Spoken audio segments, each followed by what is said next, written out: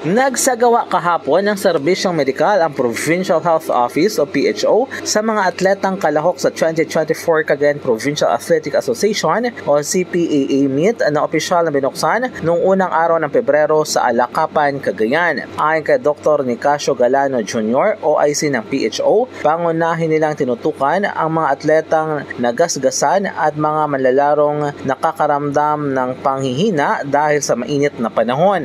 Maliban dito, itinakbo rin aniya sa Ballesteros District Hospital ang tatlong atleta mula sa mga bayan ng Enrile at Tuaw dahil sa pananakit ng tiyan, habang ang isang atleta ng Tuaw ay dinala sa St. Paul Hospital sa Tuguegarao City para sa karagdagang medikasyon. Sa ngayon, nagsasagawa na umano ng investigasyon ang PHO sa sanhi ng pananakit ng tiyan ng ilang mga atleta at tiniyak ni Dr. Galano na malabong food poisoning ito. Kaugnay rito, katuwang ng PHO Medics team, ang Task Force Tingkod Cagayan o TFLC at mga Municipal Health Office o MHO ng bayan ng Alakapan para sa pagbibigay ng serbisyong medikal sa mga kalahok sa 2024 CPAA na magtatapos sa ika-4 ng Pebrero taong kasalukuyan. Mula dito sa Cagayan, MJ de la Cruz para sa Radyo Alternatibo, Balita Nationwide.